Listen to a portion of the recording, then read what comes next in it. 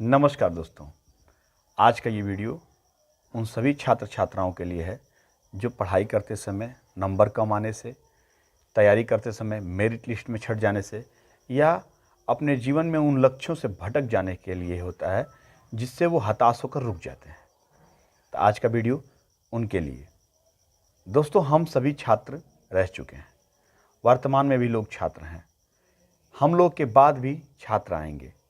कहने का मतलब ये है कि जिन लोगों की तैयारी बैंक के लिए, प्रोफेसर के लिए, एक टीचर के लिए या फिर किसी डिपार्टमेंट के लिए है, वो डिपार्टमेंट बंद होने वाला नहीं है। उनकी तैयारी हर साल चलती रहती है, हर साल छात्र बनते रहते हैं, हर साल वो परीक्षा को टॉप करते रहते हैं, पद मिलता रहता है। लेकिन उनमें कुछ ऐसे लोग होते हैं जो करीब पहुंच के वापस आ जाते हैं, चाहे वो किसी क्षेत्र में तैयारी हो या स्कूल क्लास में मेरिट की बात हो या नंबर पाने की बात हो, क्लास फर्स्ट सेकंड थर्ड आने की बात हो, किसी विषय पे ये रुकने वाली चीज़ें नहीं हैं। हम तैयारी करते हैं, डेमोलाइज होते हैं और कहीं रुक जाते हैं। किस कारण से रुकते हैं, हम तैयारी में सफल क्यों नहीं हो पाते हैं, हमें नौकरी क्यों नहीं मिलती है, इस सारी विषयों पर आज हम बात करेंगे। पर इसके लिए आप पूरा वीडियो देखें। दोस्तों, हम एक स्टूडेंट होते हैं और स्टूडेंट होने के साथ एक बड़ा सा बैग और बड़ी सी कॉपी के बीच में हमारी सारी खुशियाँ, हमारे सारे एम या हमारे दिमाग की सारी ज्ञान की बत्तियाँ एक साथ उन किताबों में समेट दी जाती हैं।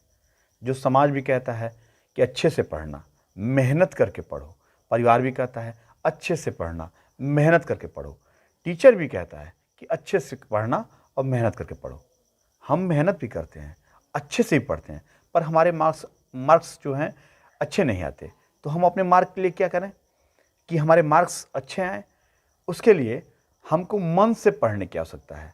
अच्छे से तो हम पढ़ रहे हैं, मेहनत तो हम कर रहे हैं, तो उसके लिए हमको क्या करना चाहिए कि हमको मन से पढ़ना चाहिए।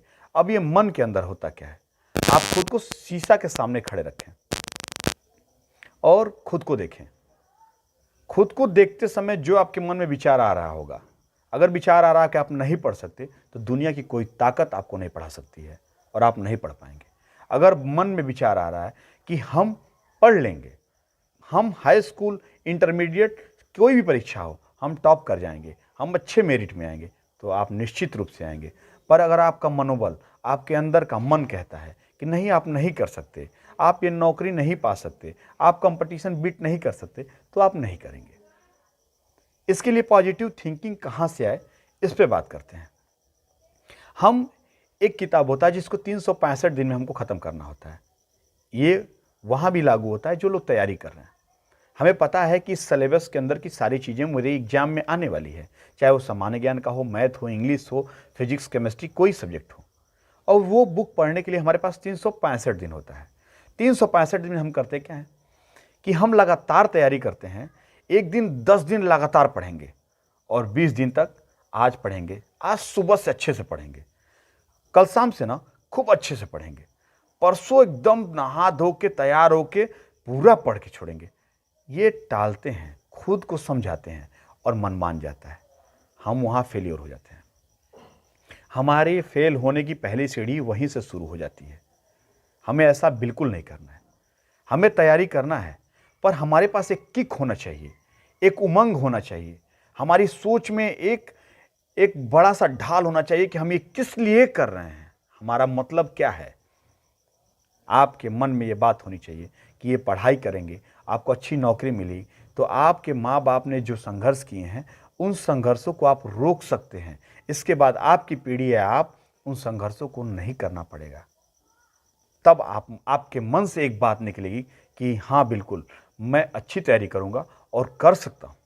कोई भी पढ़ाई बहुत बड़ी नहीं होती है, आपकी सोच से बड़ी कभी नहीं हो सकती है, क्योंकि जो पेपर बनता है, वो जो क्लास में पढ़ाए जाते हैं, वो किसी की लिखी हुई चीज़ें हैं, वो तैयार की हुई चीज़ें हैं और वो ब्रेन से बड़ी नहीं हो सकती। हमें बस समझने का अंतर है। हम तैयारी करते समय 1 साल होता है, 2 साल होता है, 3 साल में। अब परिवार के दबाव में भी आते हैं, समाज के दबाव में आते हैं, और अगल बगल के अगर 4-5 लड़के पढ़ने वाले उसमें से कोई एक सक्सेस होता है, तो हम उसके भी दबाव में आ जाते हैं, खुद के दबाव में आते हैं।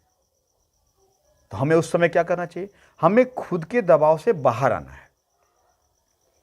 अगर एक आदमी सिर्फ 1 घंटा सुबह और 1 घंटा शाम को सोने के पहले रात में और उठने के बाद 1 घंटा सुबह, अगर वो 2 घंटा पढ़ता है, उसके एम में कोई परिवर्तन नहीं होगा और वो अपने एग्जाम को निकाल लेगा, अपने एम को पूरा कर सकता है। पर हम जब सोचते हैं कि एक दिन में 10 पेज पढ़ लें और 10 दिन तक एक भी पेज ना पढ़ें, तो हम ये कतई नहीं कर सकते, हम अपने एम से पिछड़ जाएंगे।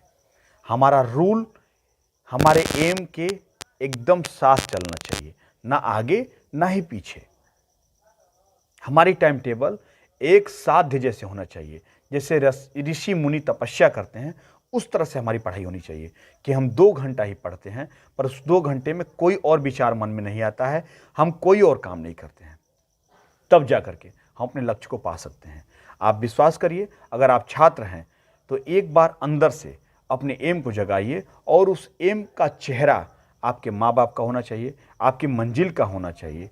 आपके मंजिल के साथ आपके जीवन में ऐसे बहुत से परिवर्तनों का होना चाहिए जो आपके मन में एक इच्छा है कि मैं ये कर सकूं, ये कर सकूं।